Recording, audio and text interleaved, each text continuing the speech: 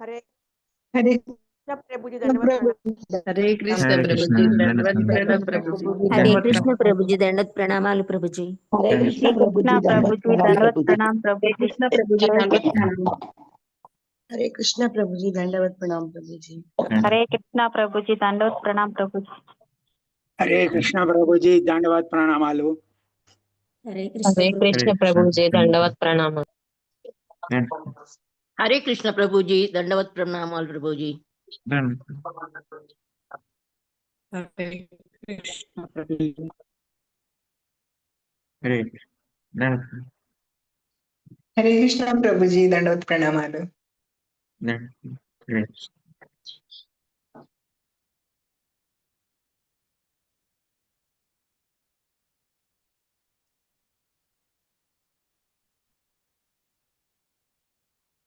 మరి ఆ, అందరికీ నా సాష్టాంగ ప్రణామములు. ఈరోజు మీ అందరి ఆశీస్సులతో ఈరోజు భగవద్గీత ఈ క్లాస్ ని మొదలుపెట్టాం. ఈరోజు థీమ్ ఏంటంటే భక్తి టాప్ మోస్ట్ యోగా, భక్తి ఇస్ ఆల్ ఎన్కంపాసింగ్. అంటే యోగాల్లో కల్లా అతి ఉత్తమైన యోగం ఈ భక్తి. మరియు భక్తి అన్నిటినీ ఆవరించగలదు, అన్ని ఆ, సమూలమై ఉంటాయి భక్తిలోను అని చెప్పేసి ఆ మమ జ్ఞానతిగాంధస్య జ్ఞానాంజనశలాకయ చక్షుర్మేకమేన తస్మై శ్రీ గురవే నమః. నమో విష్ణుపాదాయ కృష్ణప్రేష్ఠాయ భూతలే శ్రీమతే భక్తివేదాంత స్వామినే చ నామినే. నమస్తే సారస్వతీ దేవే గౌరవాణి ప్రచారిణే నిర్విశేష శూన్యవాద పాశ్చాత్య దేశకారిణే. భగవద్వాచాం హనుమన్మందే చైతన్యం యత్కృపాతమహం వందే శ్రీగురుం జయంతం. ఈరోజు 9వ అధ్యాయం 32వ శ్లోకం. ఈ 9వ అధ్యాయం ఇంకో పేరు ఏంటంటే భగవద్గీత రాజవిద్య రాజగుహ్య యోగం. దాంట్లో 32వ అధ్యాయం 32వ శ్లోకం అనమాట. ఇందాక ఐ థింక్ ఒక 2 వారాల ముందు మాట్లాడుకున్నాం. మళ్ళీ ఆ, చాలా మంచిది అన్నమాట. దీని గురించి యాక్చువల్లీ చాలా మనం మాట్లాడుకోవచ్చు, చాలా చర్చ చేసుకోవచ్చు ఈ ఈ శ్లోకం. మాం హి పార్థ వ్యపాశ్రిత్య ఏపి స్యూపాపయోనయా స్త్రియో వైశ్యస్తథా శూద్రా తేపి యాంతి పరాం గతిం. ఏమంటున్నారు ఇక్కడ శ్రీకృష్ణ భగవానుడు ఏమంటున్నారంటే, ఓ పార్థ, నన్ను శరణుజొచ్చువారు అధములైన స్త్రీలు, వైశ్యులు, శూద్రులు ఇప్పటికీ పరమగతిని పొందగలరు.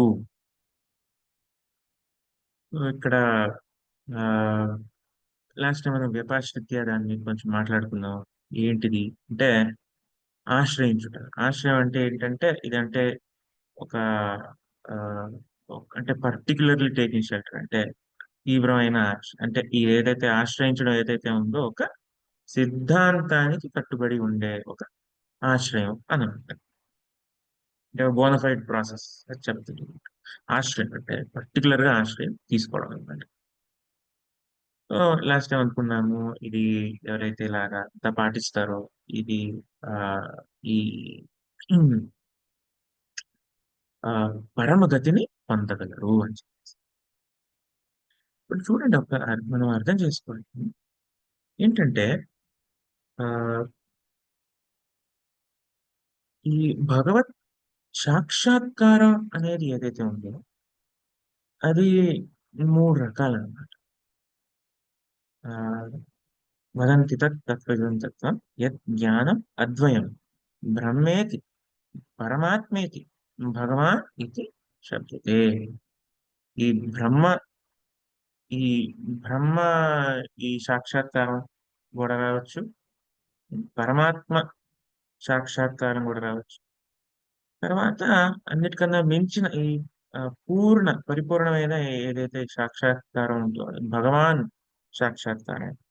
ఉమ్, అంటే భగవంతుడిని ఆ ఆయన పూర్తి రూపంలోను, ఆయన ఆ ఈ రెసిప్రొకేషన్ అంటాం. అంటే ఆ, మనతో ఆయన ఆ, కలిసి మెలిసి ఆ, మనతో ఇంటరాక్ట్ అవ్వడం, మనతో మనతో మనతో కలిసి మన సేవ తీసుకోవడం, ఆ మన అంటే మనతో పాటు ఉండి ఆనందం ఇవ్వడం, ఈ భగవాన్ సాక్షాత్కారం అన్నమాట. అది అన్నిటికన్నా గొప్పమైనది. అది కేవలం భక్తితోనే సాధ్యం. అంటే ఇప్పుడు భక్తి చేస్తూ వేరేది పొందలేరు అని కాదన్నమాట. భాగవతంలో ఒక శ్లోకం ఉంటుంది. అకామ సర్వకామమి మోక్షకామ ఉదారతి తీవ్రైన భక్తి యోగేన. అంటే ఇప్పుడు ఎవరైనా యోగి ఉన్నారనుకోండి, వాళ్ళకి వాళ్ళ ఉద్దేశం ఏంటంటే బ్రహ్మజ్యోతిని చేరుకో.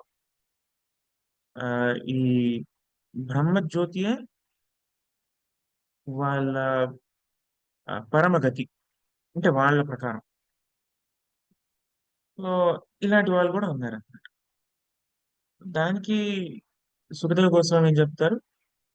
అకామ సర్వకామమి మోక్షకామ. అంటే ఎవరైతే ఈ మోక్షం, కేవలం నాకు మోక్షం కోసం చాలు, నాకు జస్ట్ నాకు అక్కడ ఆ, ఈ ఏదైతే ఈ ఆధ్యాత్మిక లోకం ఉందో అక్కడ కూడా నేను వెళ్ళి సేవలు చేసేయాలి, అది చేసేయాలి అని నేను పెద్ద నాకంత ఆశలేం లేదు, నాకంత ఇదేం లేదు.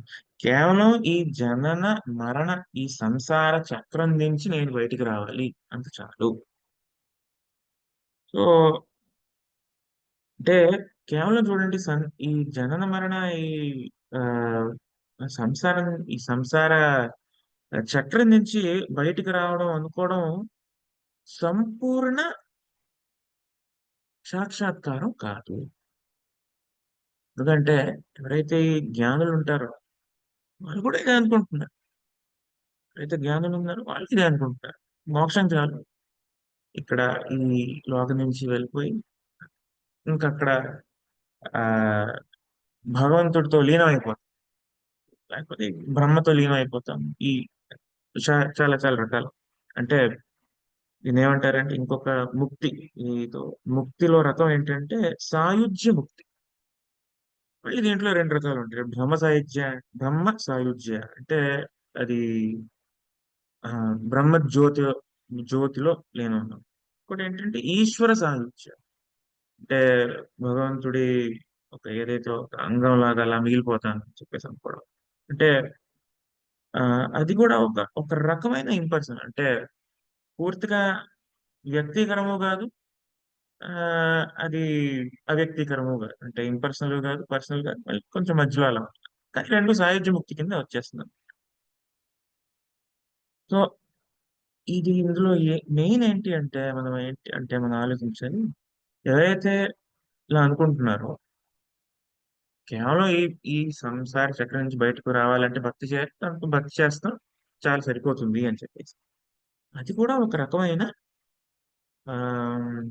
ఇంపర్సనల్ భావం అన్నమాట. అంటే బ్రహ్మ ఆ, అంటే అది పూర్ణమైన భక్తి కాదు, శుద్ధ భక్తి కాదు.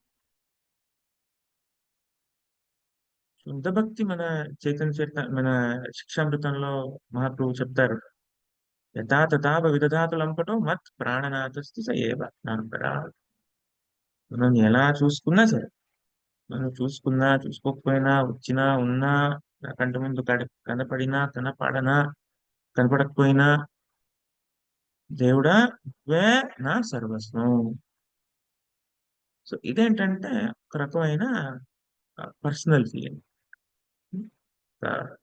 వ్యక్తీకరమైన ఒక భావన. ఇది కొంచెం శుద్ధ భక్తి కింద వస్తుంది అనమాట. కానీ అయినా కూడా ఇది ఆ, భక్తి వేరే రకంగా, అంటే ఈ శుద్ధ భక్తి కాకపోయినా, ఈ అంటే లేదు నేను కేవలం ఈ సంసార చక్రం నుంచి బయటకు వస్తాను అందుకే నేను భక్తి చేస్తాను, సరే దానికి కూడా మీరు భక్తి చేయండి. దానికి కూడా మీరు ఏదో పెద్ద తపస్సు చేసే అవసరం లేదు. మీ లక్ష్యం ఒకవేళ బ్రహ్మన్ ఆ బ్రహ్మజ్యోతి చేరుకోవడం అయినా కూడా పర్లేదు, మీరు దానికి కూడా మీరు భక్తి చేయొచ్చు అని చెప్పేసి ఆ సుఖదేవ్ గోస్వామి చెప్తున్నారన్నమాట భాగవతం. ఇంకో రకమైన ఆ ఆశ ఏంటంటే లేదు నేను అకామ అంటే కామి అంటే నాకేం ఆశలు లేవంటే ఈ పూర్తి విధంగా ఎవరైతే ఈ ట్రాన్సెండెంటల్ అంటారు అంటే పూర్తిగా భక్తిలో నిమగ్నమైన భక్తుడికి, భక్తియుక్త సేవలో నిమగ్నమైన భక్తుడికి, సో వీళ్ళని అకామిలి అని కూడా అంటారు. అంటే ఇంకేమి ఆ భౌతిక ఆ కోరికలు లేవు, సంపూర్ణంగా ఏమంటారు ఆ ఈ ఆ, పరిపూర్ణతని పొందినవారు, సంపూర్ణ ఆ, సో వాళ్ళకి ఈ భక్తి ఈ ఆ భగవాన్ సాక్షాత్కారం ప్రసాదించేస్తుంది. అంటే ఆ ప్రకారం వాళ్ళు చేస్తే మనం ఎలా భక్తి చేస్తున్నాము అని కూడా ఉంటుంది. కానీ మనం ఎలా చేసినా కూడా అన్ని రకాలు అన్ని మనకు కావాలి. ఇంకా ఎవరైతే కామి కామి అంటే ఇప్పుడు మనం జనరల్ గా ఆ మెటీరియలిస్ట్ అంటాం. అంటే చాలా ఆశలు ఉన్నాయి. అంటే ఇల్లు కావాలి, ఇది కావాలి, డిగ్రీ కావాలి, ఆ ఒక ఫ్లాట్ కావాలి, ఇది కావాలి, ఇది కావాలి, అది కావాలి, అది కావాలి అంటే కోరికలకి హద్దు లేదు. అంటే భౌతిక కోరికలు చాలా ఉన్నాయి. సో అది కూడా ఒక పెద్ద గొప్పతనం ఏమి కాదన్నమాట. ఈ కోరికల కోసం ఆ, ఏదో ఈ భౌతిక కోరికల కోసం పాకులాడటం పెద్ద గొప్పదేమి కాదు, పెద్ద గొప్ప విషయం ఏమి కాదు. కానీ వీరు కూడా ఏమంటున్నారు, వీళ్ళకి కూడా ఏం చెప్తున్నారు, కాదు మీరు కూడా ఏం చేయొచ్చు అంటే భగవంతుడి భక్తి చేయొచ్చు, శ్రీకృష్ణ పరమాత్ముడి భక్తి చేయొచ్చు అని చెప్పి. దీనికి ముందు భాగవతంలో ఏం చెప్తారు అంటే దీనికి జస్ట్ ముందు శ్లోకంలో చెప్తారు, అవును ఒకవేళ ఇది మీకు ఒక మంచి భార్య కావాలంటే వీళ్ళకి పూజ చేయండి, మీకు ఆ, ఈ ఐశ్వర్యం కావాలంటే ఇలా పూజ చేయండి, మంచి ఖ్యాతి కావాలంటే ఇలా పూజ చేయండి, ఈ ఈ దేవతకు పూజ చేయండి. సో అలాగా ఒక పెద్ద లిస్ట్ ఇస్తారన్నమాట. అంటే జనరల్ గా ఇది వీళ్ళకి పూజ చేయొచ్చు, వీళ్ళకి పూజ చేయొచ్చు, ఇలాగ పూజ చేయొచ్చు అని చెప్పేసి దాని తర్వాత చెప్తారు. అయినా కూడా అన్నిటికీ మించింది ఏంటి అంటే భక్తి చేయడం. మీకు ఇలాంటి కోరికలు ఉన్నా కూడా అది కూడా భక్తి నుంచి తీరుతుంది అని. ఇప్పుడు ధ్రువ మహారాజు ఉన్నారు, ఆయన కూడా ఏం చేశారు, ఆ కృష్ణుడికి కృష్ణుడి కోసం కృష్ణుని మెప్పించడానికి తపస్సు చేశారు. ఆయనకి ఉద్దేశం ఏంటి, ఒక పెద్ద రాజ్యం కావాలి. సో ఇప్పుడు రాజ్యం కావాలి అని అనుకోవడం గొప్పది కాదు, కానీ ఆ రాజ్యం కోసం ఎవరిని పూజించారు అది గొప్ప అన్నమాట. అంటే ఇప్పుడు రావణుడు కూడా, చాలా రాక్షసులు కూడా రాజ్యం కోసం పూజిస్తారు ఇంకా. శివుని పూజిస్తారు, బ్రహ్మదేవుని పూజిస్తారు. కానీ కృష్ణుణ్ణి ఎవరైతే పూజిస్తారో వాళ్ళని గుర్తుపెట్టుకుంటాం అన్నమాట. అంటే వాళ్ళకి ఒక ఖ్యాతి వస్తుందని కృష్ణుడు అదే ప్రసాదిస్తారు. చూడండి, ఎవరైతే భక్తి చేస్తారో కృష్ణుడు వాళ్ళకి ఖ్యాతిని కూడా ఇస్తారనమాట. అంటే ఎందుకంటే కృష్ణుడు అంటే మనం ఒక విధంగా మనం కృష్ణుడితో ఒక ఐక్యత అంటే ఒక ఆ ఆయనలో అంటే మన వ్యక్తిత్వం ఉంచుతూ ఒకటవడం అన్నమాట. అంటే వ్యక్తిత్వం ఉంచుకుని ఒకటవడం ఏంటి అంటే భావనలో ఒకటి ఉండడం అన్నమాట. అంటే కృష్ణుడికి భావన ఏంటి అంటే ఎవరైతే భక్తుడు నా దగ్గరికి వస్తున్నారో వాళ్ళకి నేను ఆశ్రయం ఇవ్వాలి. భక్తుడు ఏమనుకుంటున్నారు అంటే దేవుడు ఉన్నారు, దేవుడి ఆశ్రయం నీ దగ్గర నేను వెళ్తాను, దేవుడి ఆశ్రయం నేను తీసుకుంటాను, కృష్ణుడి ఆశ్రయం నేను తీసుకుంటాను. అంటే భావనలో ఈ ఈ ఒకటి అనేది ఉందన్నమాట. వ్యక్తిత్వం కోల్పు, భావనలో ఒకటి.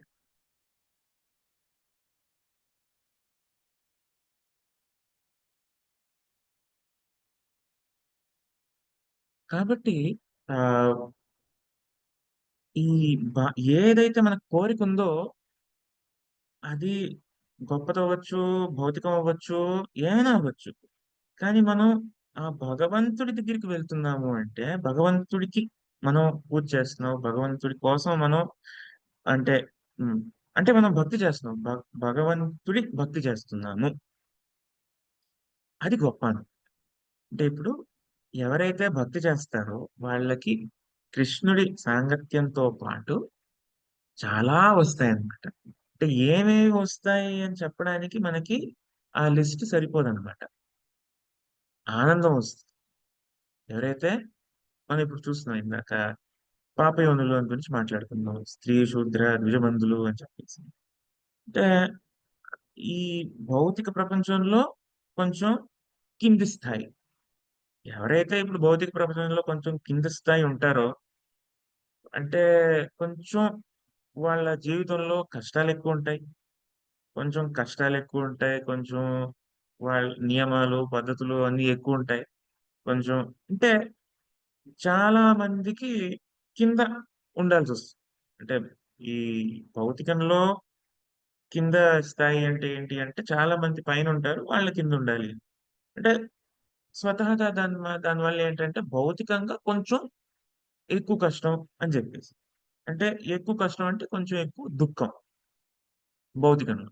అంటే భౌతిక లోకంలో ఈ ఏదైతే ఈ ప్రపంచంలో ఎవరు ఉంటారో అందరికీ దుఃఖం ఉంటుంది. కానీ ఏంటంటే కొంచెం ఎవరైతే ఇలాగా ఈ ఈ స్థాయిలో ఉంటారో కొంచెం ఎక్కువ దుఃఖం ఉండదు. కానీ అదే దుఃఖం సుఖంలాగా మారుతుంది ఎప్పుడు భక్తి చేస్తే. ఇప్పుడు చూడండి, కుంతిదేవి ప్రార్థిస్తున్నారు. ఇప్పుడు మనకి ఎవరైనా మమ్మల్ని చంపాలనుకుంటున్నారు అనుకోండి, మనకి బాధేస్తుంది. ఎవరైనా మమ్మల్ని కష్టంలో ఇలాగ అడవిలో పంపించేశారనుకోండి, బాధేస్తుంది. కానీ కుంతిదేవి ఏం చెప్తున్నారంటే ఆ విషయం కూడా, మేము ఆ సమయంలో నిన్ను బాగా తీవ్రంగా పిలవగలిగాము, అది గుర్తు తెచ్చుకుంటే నాకు సంతోషంగా ఉంది. ఎందుకంటే ఆ ఆ ఆ ఆ సమయంలో మిమ్మల్ని తీవ్రంగా మేము ఆ మీ నామం పలికాము, మిమ్మల్ని తలిచాము, మీ పూజ చేసాము, మీ మీద ఆశ్రయం తీసుకున్నాం, ఇంకా తీవ్రంగా ఆశ్రయం తీసుకున్నాం. ఇదన్నీ నేను గుర్తు తెచ్చుకుంటే నాకు చాలా ఆనందంగా ఉంది. మళ్ళీ నాకు ఈ అంటే కృష్ణుడు ద్వారక నుంచి అంటే కురుక్షేత్రం ఆ యుద్ధం తర్వాత హస్తినాపురం నుంచి వెళ్ళిపోయే సమయం అన్నమాట. సో కుంతిదేవి ఇవన్నీ గుర్తు తెచ్చుకుంటూ బాధపడుతున్నారు అనమాట. కృష్ణుడు వెళ్ళిపోతున్నారు. ఇప్పుడు ఏమంటారు, నాకు ఇంకా కష్టాలు ఇవ్వు, ఏమంటే ఇంకా నీకు ఈ భౌతిక కష్టాలు ఇంకా ఎక్కువయ్యా దేవుడా, ఎందుకంటే ఆ కష్టాల వల్ల నేను నిన్ను తలుచుకున్నాను, ఆ తలిచినప్పుడు నాకు ఆనందం వేసింది. సో ఒకవైపు దుఃఖం, భౌతిక దుఃఖం, కానీ అదే భక్తి మార్గంలో ఉంటే దు ఆ దుఃఖం కూడా సుఖంలాగా మనకి అనిపిస్తుంది. ఆ ఆ సర్కమ్స్టెన్స్ ఏదైతే ఆ పరిస్థితి ఉందో అది మారదు. పరిస్థితి ఒకలాగే బయటకు కనిపించవచ్చు, కానీ మనం దాన్ని ఎలాగా చూస్తాం అనేది మన మన మన భావన దాంట్లో పరివర్తిస్తుంది. అందులో మనకి ఆనందం కలుగుతుంది. సో ఇది కష్టం. ఎందుకంటే ఆయనంటే అన్నీ సమూలితమైంది భక్తిలో అని చెప్పడానికి. ఇంకోటి ఏమంటాము, ఆ స్త్రీ శూద్ర ద్విజబంధు అని చెప్పేసి వాళ్ళకి తక్కువ జ్ఞానం, లెస్ ఇంటెలిజెంట్ అని చెప్పేసి అంటారు. ఆ, ఆ, ఎవరైతే ఇలాగ ఉంటారో ఆ, తక్కువ జ్ఞానం. కానీ మహాప్రభు ఏం చెప్తున్నారు, యజ్ఞై సంకీర్తనై ప్రాయర్ యజంతి సుమేధస. అంటే ఆ ఎవరైతే కలియుగంలో ఈ హరినామ సంకీర్తనం అంటే యుగ ధర్మం హరినామ సంకీర్తనతో భక్తి చేస్తారో వాళ్ళు మేధావులు.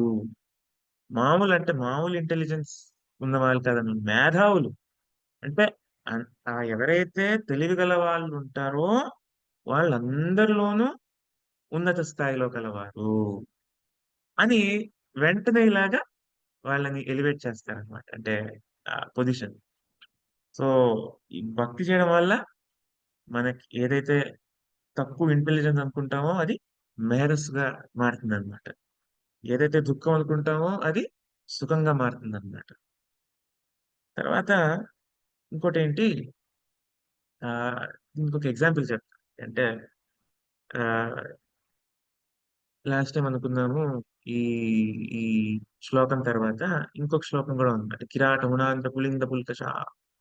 ఇక్కడ ఏమంటారు అంటే ఇంకా చాలా మంది పాపయోనులు ఉన్నారు, చాలా రకరకాలైన పాపయోనులు ఉన్నారు. ఎవరైతే ఒక శుద్ధ భక్తుడి ఆశ్రయం తీసుకుంటారో ఆయన పరిపూర్ణతని పొందగలరు, ఉన్నత స్థాయికి పొందగలరు అని.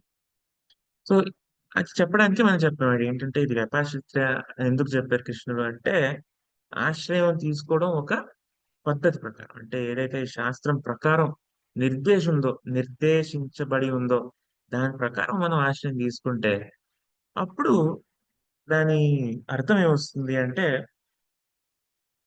మనం ఒక శుద్ధ భక్తుడి ఆశ్రయం తీసుకోవాలి అని చెప్పేసి వస్తున్నాను. అది ఎందుకంటే అదే ఆ కృష్ణుడు చెప్తున్నా ఏవం పరంపర ప్రాప్తం ఇవం రాజర్షి. అంటే ఈ తద్విద్ది ప్రేణిపాతైన పరిప్రశ్నేన సేవయ ఉపదేక్షంతి తే జ్ఞానం జ్ఞానిన తత్వదర్శిన. ఎవరైతే జ్ఞానంలో ఉన్నారో వాళ్ళ తత్వాన్ని నీకు దర్శించగలరు. సో ఈ శుద్ధ భక్తుడు వారి శరణం మనం తీసుకోవాలి. దానివల్ల మనకి నిజంగా ఒక ఈ, ఆ, ఏదైతే ఈ మనం ప్రాక్టికల్ గా అని అంటే ఇప్పుడు మనం అనుకున్నాం థియరీగా, ప్రాక్టికల్ కూడా వస్తుందన్నమాట.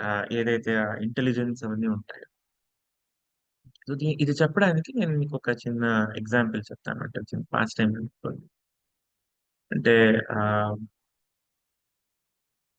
కోర్స్ ప్రభుపాదులు వారు వారి టైంలో చాలా మంది వాళ్ళ శిష్యుల గురించి చూశారు.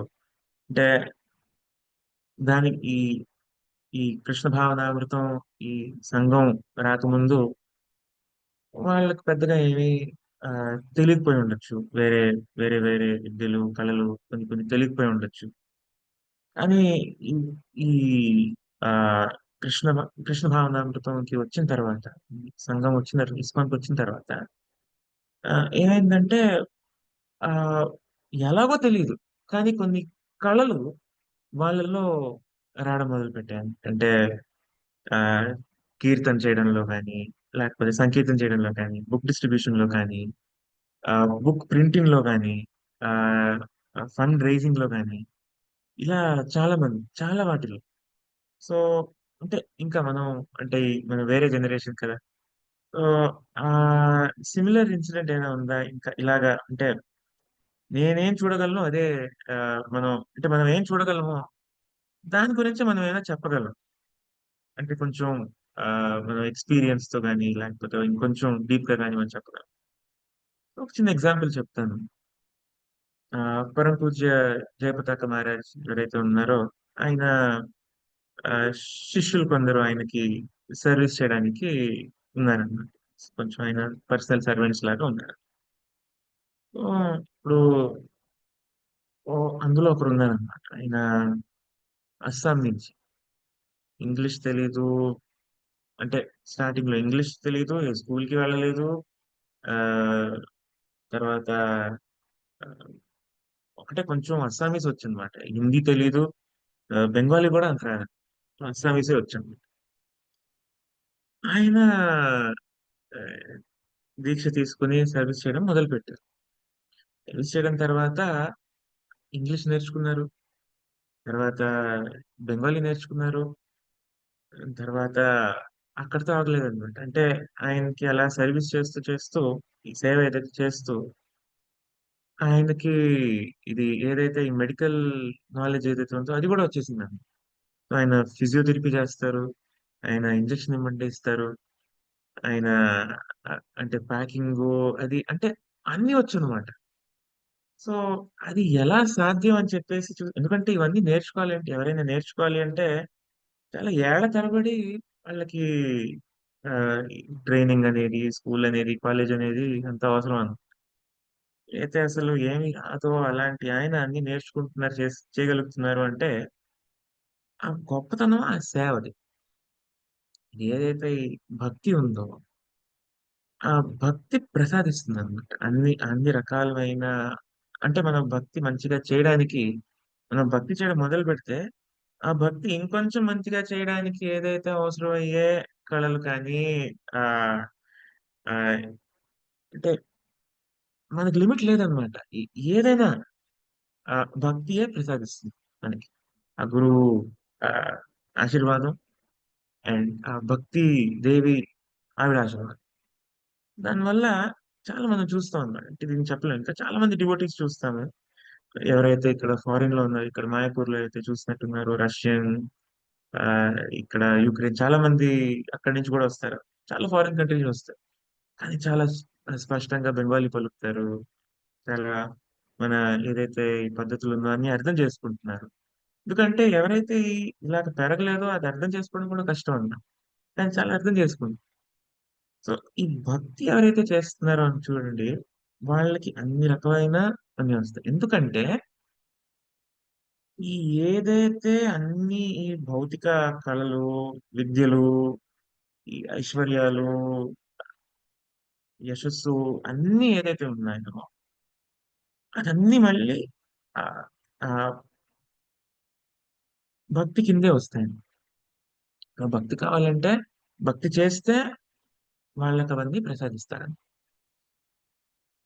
ఇది అంటే కొంచెం నా కెపాసిటీకి కొంచెం మించిన టాపిక్. నేను ట్రై చేస్తున్నాను చెప్పడానికి. సో సరిగ్గా చెప్పలేకపోతే ప్లీజ్ మన్నించండి.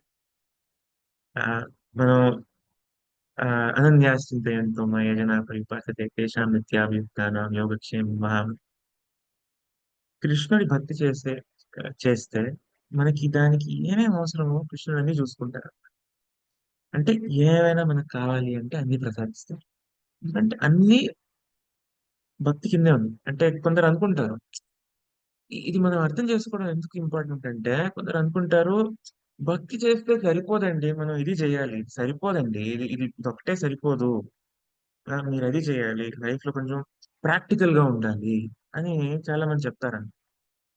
కానీ ఎవరైతే ఈ భక్తి మీద పూర్ణ ఈ విశ్వాసం పెట్టుకుంటారో, ఈ శ్రద్ధ ఏదైతే ఉంటుందో, వాళ్ళు కేవలం ఈ ఆ దీని మీద ఆశ్రయం తీసుకుని, భగవంతుడు ఆశ్రయం తీసుకుని భక్తి చేస్తారు.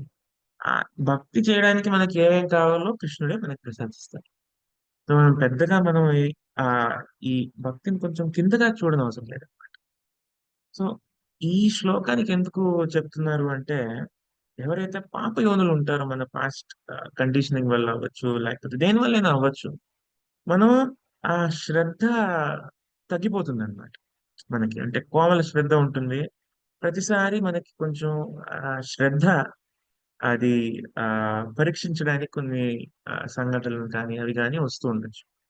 సో ఆ కష్టాల్లో కొంచెం మతి భ్రమించి ఆ, ఓ జీవి ఏదైతే ఉన్నారో, ఆ ఏదైతే ఈ మార్గం భక్తి మార్గం నుంచి బయటికి వచ్చే ఆ సంభావన ఉందన్నమాట.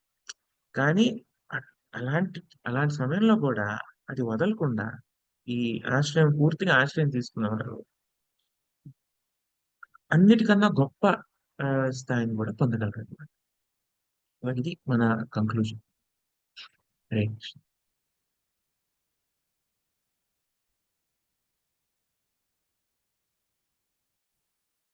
హరే కృష్ణ ప్రభుజీ.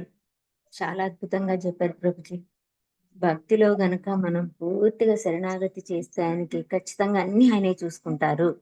కుంతి మహారాణి గనక ఏ విధంగా అయితే మీరు కష్టాలుంటే మీరు మా దగ్గర ఉంటారంటే మా కష్టాలు ఏమండి అని అడిగారు. సో అలానే మనం కూడా కష్టాలు వచ్చి కృంగిపోకుండా అవి ఇంకా ఆయనకి దగ్గరగా అవ్వడానికి మనకు అవకాశాన్ని ఇస్తున్నారు అని మనం భావించుకొని ఆ విధంగా భక్తి చేయగలిగితే ఖచ్చితంగా మనకు ఆనందం వస్తుంది ప్రభుజీ. అది ఎవరికి వాళ్ళం మనకు మనంగా అనుభవం చెందాలి. ఆ స్థాయికి వెళ్ళగలిగేటువంటి భక్తి రావాలి ప్రభుజీ. చాలా అద్భుతంగా ఉంది ప్రభుజీ. హరే కృష్ణ. కృష్ణ ప్రభుజీ దండవత్ ప్రణామాలండి. హరే హరే కృష్ణ కృష్ణ ప్రభుజీ. ప్రభుజీ. దండవత్ ప్రణాం ప్రభుజీ. హరే దండవత్ కృష్ణ. ప్రణామాలు చాలా బాగా ప్రభుజీ. చెప్పారు ప్రభుజీ. హరే కృష్ణ. అద్భుతంగా వివరించారు భక్తి గురించి. హరే హరే కృష్ణ కృష్ణ ప్రభుజీ. ప్రభుజీ. దండవత్ ప్రణామం. హరే హరే కృష్ణ కృష్ణ ప్రభుజీ ప్రభుజీ ధన్యవాదాలు. దండవత్ ప్రణామాలు. హరే హరే కృష్ణ ప్రభుజీ. ఇవాళ మాకు మనవడికి 10th క్లాస్ పరీక్షలు మా ప్రభుజీ కొద్దిగా ఇచ్చేయండి. హరే కృష్ణ ప్రభుజీ ప్రణామాలు. హరే కృష్ణ. ధన్యవాదాలు. ప్రభుజీ ధన్యవాద ప్రణామాలు. హరే కృష్ణ.